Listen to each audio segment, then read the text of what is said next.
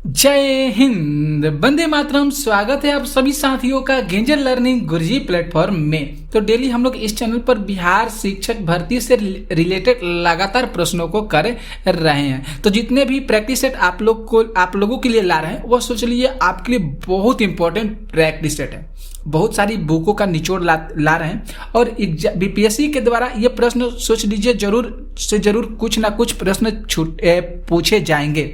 तो आप लोग इस लेक्चर को, इस वीडियो को पूरा देखने का जरूर प्रयास कीजिएगा और जितना हो सके साथियों आप लोग इसे शेयर जरूर कर दीजिएगा। अगर आप लोग को इस क्लास की पीडीएफ चाहिए तो डिस्क्रिप्शन में टेलीग्राम चैनल का लिंक दिया गया है, उसको ज्वाइन कीजिए और वहां से जो क्लासें होगी वहां पे उस क्लास की पीडीएफ मिल जाएगी। कहीं भी रह के आप जो है पढ़ सकते हैं। तो इस समय आपके लिए सबसे बेहतर है कि आप लोग जितना ही हो सके प्रैक्टिस प्रश्नों को कीजिए, वह सबसे आपके लिए बेहतर है। और आपका एग्जाम तो 7 तारीख से ही चालू होने वाला है, तो इस चीज को ध्यान में रखिएगा। आइए देखते हैं प्रश्न पहला। देखिए बहुत इंपॉर्टेंट प्रश्न है। यहाँ पे जो पहला प्रश्न कर है कि स्पेसिस प्लांटेनम नामक पुस्तक के लेखक कौन है। बहुत सुंदर सा प्रश्न है। तो जॉन रे, डार्विन, लेमार्क और अरस्तु।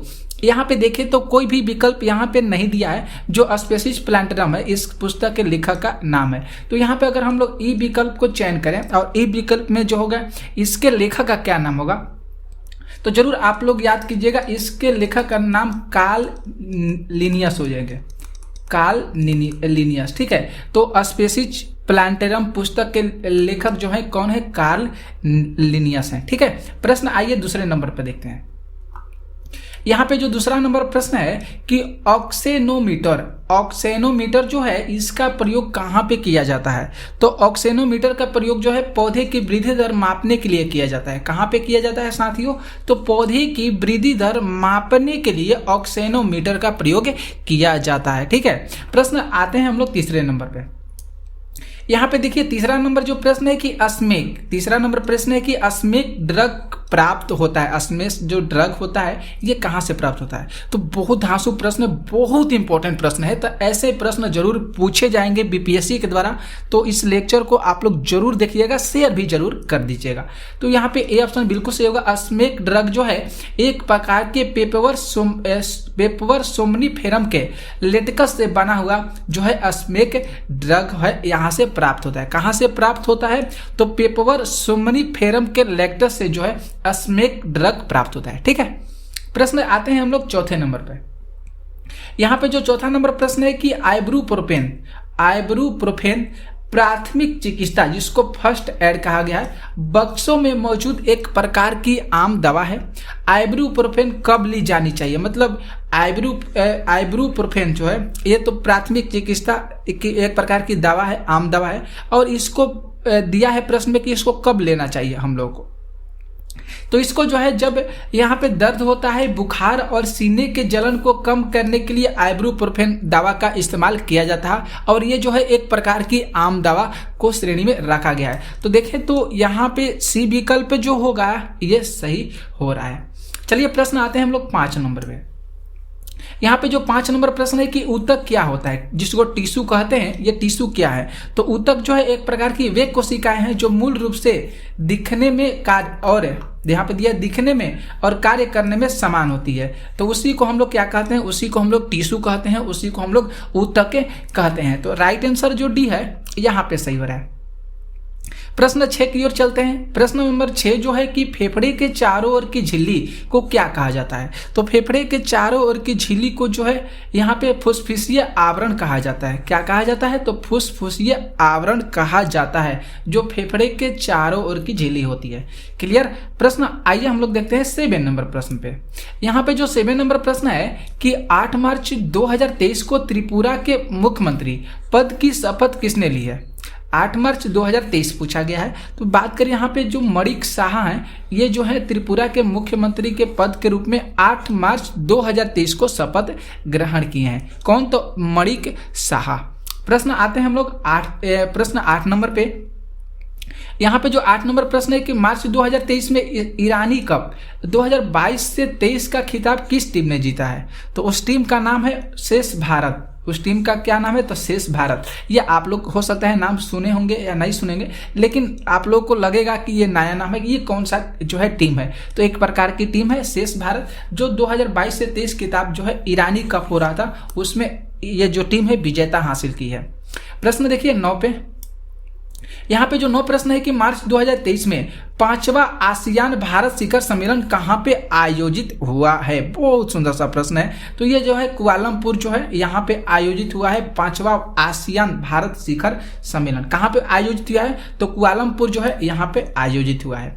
प्रश्न हम लोग चलते हैं 10 नंबर पे। 10 नंबर प्रश्न है कि अंतर्राष्ट्रीय महिला दिवस किस तिथि को मनाया जाता है? तो अंतर्राष्ट्रीय महिला दिवस जो है 8 मार्च को मनाया जाता है। यहाँ पे जो देखे सी ऑप्शन ये दिया गया है, विकल्प सही है। तो अंतर्राष्ट्रीय महिला दिवस कब मनाया जाता है? तो अंतर्राष्ट्रीय महिला दिवस 8 मार्च को मनाया जाता है। प्रश्न हम लोग आते हैं 11 नंबर पे। 11 नंबर प्रश्न है कि किस राज्य को पीएम फसल बीमा योजना के सर्वोत्तम कार्यान्वयन हेतु राष्ट्रीय पुरस्कार मिला है? तो उसका नाम हो जाएगा कर्नाटक। उस राज्य का क्या नाम हो जाएगा? कर्नाटक, जिसको पीएम फसल बीमा योजना के लिए सर्वोत्तम कार्यान्वयन राष्ट्रीय पुरस्कार से जो है उसको मिला है, कर्नाटक राज्य को। 12 नंबर प्रश्न है कि आईपीएल में 6000 से अधिक रन बनाने वाले चौथे बल्लेबाज कौन बने हैं? बहुत अच्छा सा प्रश्न है ये। चौथे बल्लेबाज का नाम हो जाएगा रोहित शर्मा। आईपीएल में 6000 से अधिक रन बनाने वाले चौथे बल्लेबाज के रूप में जाने जाते हैं कौन? तो रोहित शर्मा। प्रश्न आते हैं हम लोग 13 पे। 13 नंबर प्रश्न है कि अप्रैल 2023 में अन्नपूर्ण पर्वत पर चढ़ने वाले पहले भारतीय पेशेवर पर्वतारोही कौन बन गए और उनका क्या नाम है? तो उनका नाम जो हो जाएगा अर्जुन वाजपेयी। पर्वतारोही हैं जो अप्रैल 2023 में अन्नपूर्ण पर्वत पर ये चढ़े हुए हैं और भारतीय पेशेवर पर्वतारोही बने अर्जुन वाजपेयी। क्लियर। प्रश्न हम लोग आते हैं 14 नंबर पे। देखिए प्रश्न 14, और जल्दी से जल्दी हो सके हम लोग प्रश्नों को करेंगे, जितना ही प्रैक्टिस करेंगे उतना ही हम लोग के लिए बेहतर होगा। तो प्रश्न 14 है कि विश्व धर्म सम्मेलन शिकागो में स्वामी विवेकानंद किस वर्ष भाग लिए थे? तो जो स्वामी विवेकानंद जो थे 1893 ईस्वी में भाग लिए थे। कब भाग लिए थे विश्व सम्मेलन शिकागो में? तो 1893 ईस्वी में। प्रश्न हम लोग आते हैं 15। यहाँ पे 15 प्रश्न है कि मार्च 2023 में भारत ने किस देश के साथ सिन्धु मैत्री अभ्यास किया है? सिन्धु मैत्री अभ्यास किया है तो उस देश का नाम हो जाएगा जापान। किस देश के साथ सिन्धु मैत्री अभ्यास किया है भारत देश? तो जापान के साथ। प्रश्न देखिए 16 नंबर प्रश्न है दोस्तों कि the book of Bihari literature नामक पुस्तक के लेखक कौन है? तो इस पुस्तक के लेखक अभय कुमार है। और दोस्तों आप लोगों को एक सलाह देते हैं कि एक जो पुस्तक है इससे रिलेटेड एक प्रश्न जरूर बीपीएससी के द्वारा पूछे जाते हैं। हर एग्जाम जब बीपीएससी एग्जाम लेता है तो हम लोग उसको एनालाइज किए हैं बहुत अच्छे तरीका से कि एक पुस्तक से रिलेटेड जरूर जो है प्रश्न रहता है। तो इस चीज को जरूर आप लोग ध्यान में रखिएगा। तो the book of Bihari literature के लेखक कौन है? तो अभय कुमार है। चलते हैं प्रश्न संख्या 17 पे। 17 नंबर प्रश्न है कि होम रूल आंदोलन भारत के स्वतंत्रता संग्राम के एक नए चरण के आरंभ का घोतक था। क्यों था ऐसा घोतक था ये? क्योंकि दोस्तों इसने देश के सामने स्वशासन की और एक ठोस योजना को रखा था, जिसको सेल्फ गवर्नमेंट के नाम से जानते हैं, स्वशासन। तो इसलिए यहाँ पे ए ऑप्शन जो है ये सही हो रहा है। प्रश्न हम लोग चलते हैं 18 नंबर पे। 18 नंबर प्रश्न है कि 1906 में मिंटो से शिमला में मिले मुसलमानों के शिष्टमंडल ने प्रार्थना की।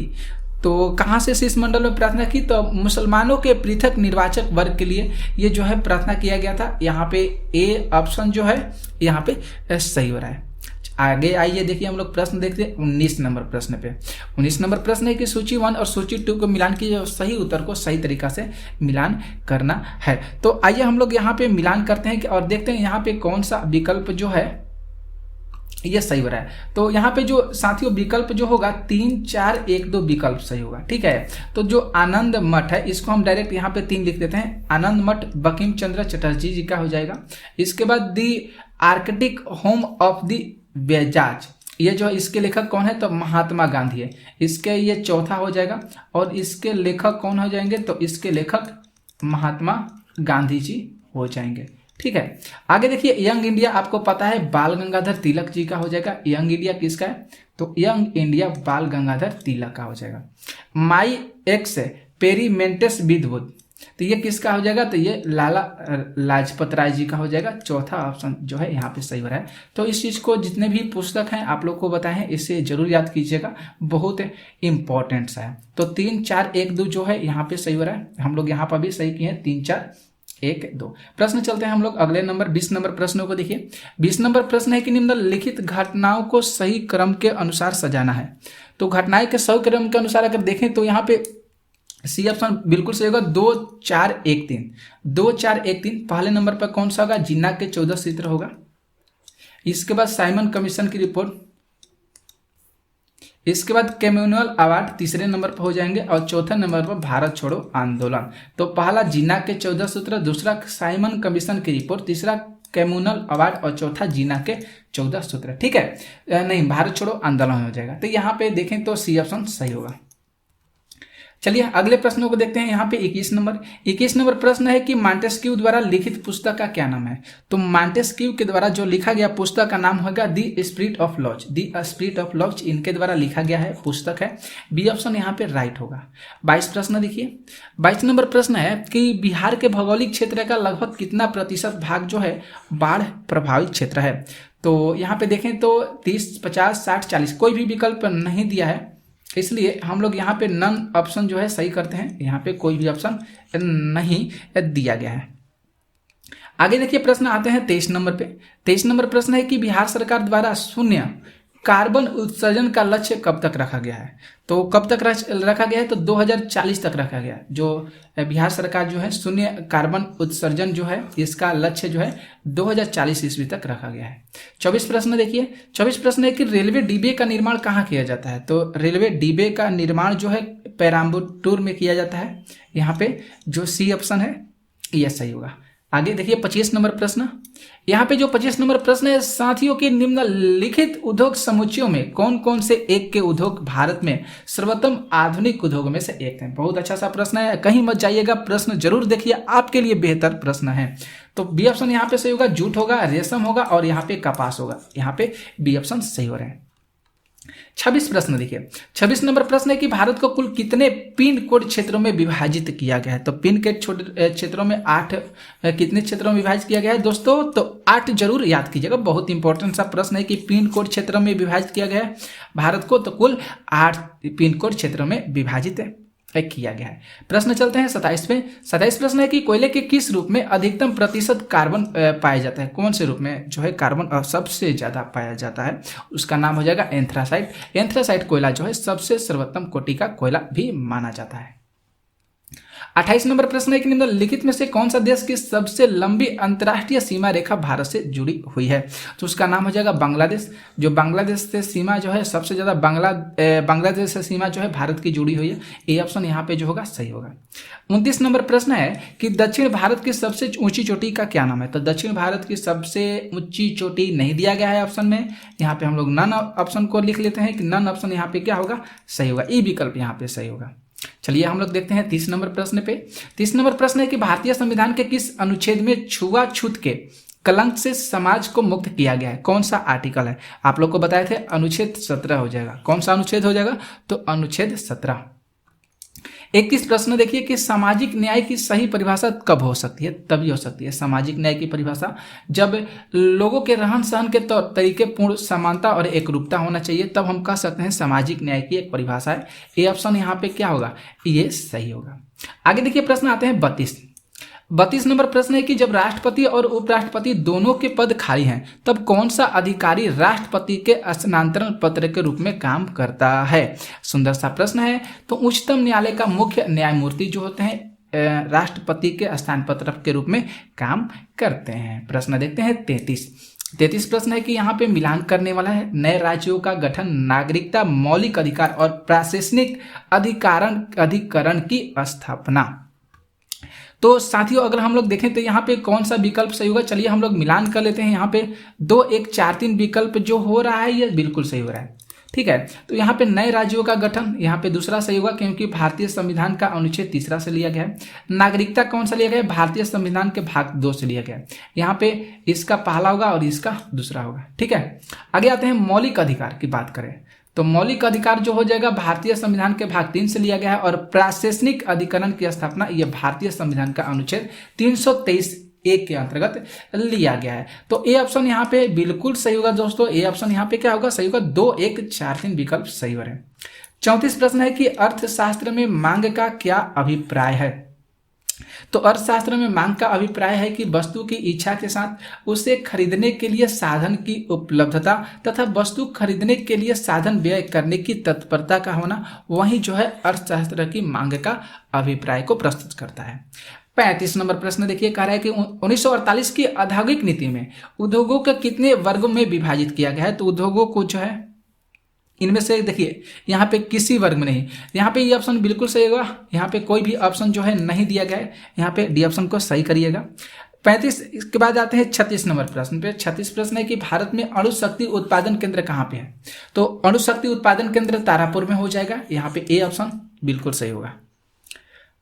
आगे देखिए प्रश्न आते हैं हम लोग 37 नंबर की, बिहार की अर्थव्यवस्था के प्राथमिक क्षेत्र का मुख्य अंग कौन सा है? तो मुख्य अंग कृषि हो जाएगा ना दोस्तों, बिल्कुल सही है। 37 का ऑप्शन जो बी होगा, ये आप लोग को भी पता होगा अच्छे तरीका से कि बिहार की जो अर्थव्यवस्था है उसका प्राथमिक क्षेत्र का मुख्य अंग कृषि हो जाता है।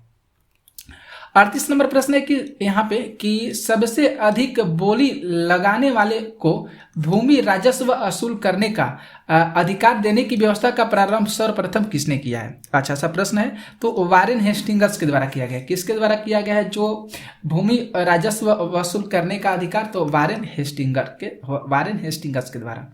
39 प्रश्न देखिए, कह रहा है कि राजा राम मोहन राय निम्नलिखित में से किस ग्रंथ के लेखक थे? तो राजा राम मोहन राय जो है तोहफ उल मुदुद्दीन इसके लेखक थे। राइट आंसर भी यहाँ पे सही होगा।